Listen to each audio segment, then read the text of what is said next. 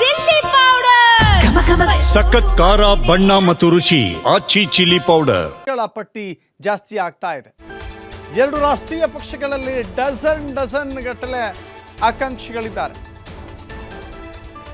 ಈ ನಡುವೆ ಜೆಡಿಎಸ್ ಕೂಡ ಅಖಾಡಕ್ಕೆ ಧುಮುಕಲು ಸಿದ್ಧವಾಗ್ತಾ ಇದೆ.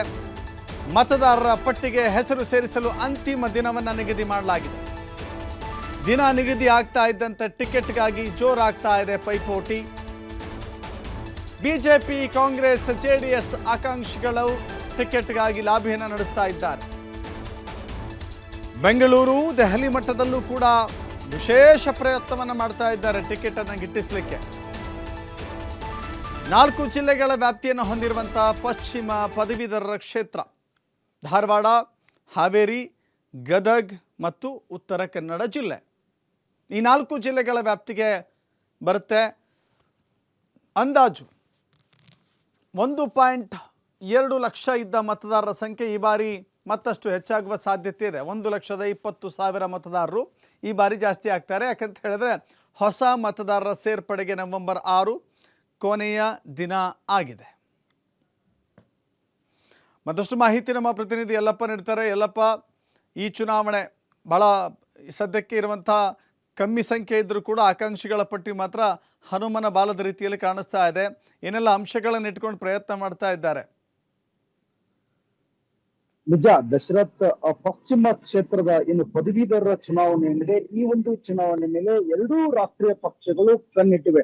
ಯಾಕಂದ್ರೆ ಸಾಕಷ್ಟು ಜನ ಇಲ್ಲಿ ಅಂದ್ರೆ ಇದೇ ಒಂದು ಕ್ಷೇತ್ರದಿಂದ ತಮ್ಮ ರಾಜಕೀಯ ಜೀವನವನ್ನೇ ರೂಪಿಸಿಕೊಂಡಿದ್ರೆ, ನಾವು ಉದಾಹರಣೆಗೆ ತೆಗೆದುಕೊಂಡಾಗ ಅಂತಂದ್ರೆ HK ಪಾಟೀಲ್, ಈಗಿರುವಂತಹ ಸಚಿವರಿರುವಂತಹ HK ಪಾಟೀಲ್ ಇದೇ ಒಂದು ಕ್ಷೇತ್ರದಿಂದ 4 ಬಾರಿ ಗೆದ್ದು ಇಲ್ಲಿ ಅಂದ್ರೆ ಮೇಲ್ಮನೆಯನ್ನ ಪ್ರವೇಶ ಮಾಡಿದ್ದು ಇಲ್ಲಿ ನಮ್ಮ ಕಣ್ಣ ಮುಂದಿದೆ. ಹೀಗಾಗಿ ಬಹಳಷ್ಟು ಜನ ಇಲ್ಲಿ ಅಂದ್ರೆ ಇದೇ ಒಂದು ಪಶ್ಚಿಮ ಪದವೀಧರರ ಕ್ಷೇತ್ರದಿಂದ ತಮ್ಮ ರಾಜಕೀಯ ಜೀವನವನ್ನ ರೂಪಿಸ್ಕೊಳ್ಬೇಕು ಅಂತೇಳಿ ಎಲ್ಲ ರೀತಿಯಿಂದ ಒಂದು ಪ್ಲಾನ್ ಮಾಡಿದ್ರೆ, ಸದ್ಯ ಈ ಒಂದು ಕ್ಷೇತ್ರ ಬಿಜೆಪಿಯ ತೆಕ್ಕೆಯಲ್ಲಿದೆ. ಅಂದ್ರೆ 2 ಬಾರಿ ಈ ಒಂದು ಕ್ಷೇತ್ರವನ್ನ ಅದು SV ಸಂಕನವರು ಪ್ರತಿನಿಧಿಸಿದ್ರೆ, ಈಗಾಗಲೇ 2 ಬಾರಿ ಕ್ಷೇತ್ರದ ಜನ ಅದರಲ್ಲಿ ಪದವೀಧರರು ಅವ್ರ ಮೇಲೆ ಆಶೀರ್ವಾದ ಮಾಡಿದ್ರು. ಯಾಕಂದ್ರೆ ಪದವೀಧರರ ಚುನಾವಣೆ ಅಂದ್ರೆ ನಾವು ಪ್ರಬುದ್ಧರ ಚುನಾವಣೆ ಅಂತ ಕೇಳ್ತೀವಿ. ಈ ಒಂದು ಚುನಾವಣೆ ವ್ಯಾಪ್ತಿ ಪಶ್ಚಿಮ ಕ್ಷೇತ್ರದ ಪದವೀಧರ ಚುನಾವಣೆ ವ್ಯಾಪ್ತಿ ಇದೆ.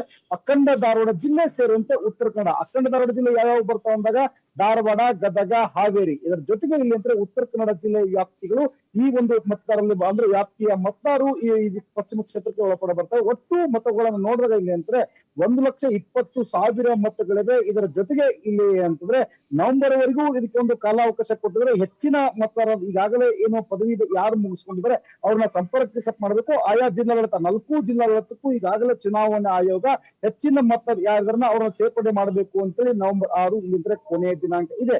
ಇದರ ಜೊತೆಗೆ ಇಲ್ಲಿ ಅಂದ್ರೆ 2 ರಾಷ್ಟ್ರೀಯ ಪಕ್ಷಗಳಲ್ಲಿ ಇನ್ನು ಟಿಕೆಟ್ ಆಕಾಂಕ್ಷಿಗಳನ್ನ ನೋಡಿದಾಗ ಇಲ್ಲಿ ಅಂತಾರೆ ಒಂದಲ್ಲ ಎರಡಲ್ಲ, ಒಂದೊಂದು ರಾಷ್ಟ್ರೀಯ ಪಕ್ಷ ಅಂದ್ರೆ ಬಿಜೆಪಿ ಇರ್ಬೋದು, ಕಾಂಗ್ರೆಸ್ ಇರ್ಬೋದು, 2 ರಾಷ್ಟ್ರೀಯ ಪಕ್ಷಗಳಲ್ಲೂ ಡಜನ್ ಗಟ್ಟಲೆ ಆಕಾಂಕ್ಷಿಗಳಿದ್ದಾರೆ. ಉದಾಹರಣೆಗೆ ನಾವು ಕಾಂಗ್ರೆಸ್ ನಲ್ಲಿ ತೆಗೆದುಕೊಂಡಾಗ ಮಾಜಿ ವಿಧಾನ ಪರಿಷತ್ ಸದಸ್ಯ ಮೋಹನ್ ಲಿಂಬಿಕಾ ಇರ್ಬೋದು, ಮತ್ತು ಕಳೆದ ಬಾರಿ SV ಸಂಕನ ವಿರುದ್ಧ ಪರಾಭವಗೊಂಡಂತಹ ಗುರುಕಾರ್ ಇರ್ಬೋದು. ಈ ರೀತಿಯಾಗಿ ಘಟಾನುಘಟಿಯ ನಾಯಕರೇ ಇಲ್ಲಿ ಅಂದ್ರೆ ಕಾಂಗ್ರೆಸ್ ನಲ್ಲಿ ಒಂದು ಕಡೆ ಅಂತಂದ್ರೆ ಇಲ್ಲಿ ತಮ್ಮ ಲಾಬಿ ಈಗಾಗಲೇ ಶುರು ಮಾಡಿದ್ರೆ. ಇದರ ಜೊತೆಗೆ ಬಿಜೆಪಿಯಲ್ಲಿ ನೋಡಿದಾಗ ಸದ್ಯ SV ಸಂಕನೂರ್ 2 ಬಾರಿ ಗೆದ್ದ SV ಸಂಕನೂರ್ ನಾನು ಸಹ ಇಲ್ಲಿ ಆಕಾಂಕ್ಷಿ ಅಂತಿದ್ರೆ. ಇದರ ನಡುವೆ ಜೈತೀರ್ಥ ಕಟ್ಟಿ ಇರ್ಬೋದು ಮತ್ತು ಪ್ರಭಾವಿ ಇಲ್ಲಿ ಘಟಾನುಘಟಿ ನಾಯಕರು ದುಂಬಾಲು ಬಿದ್ರೆ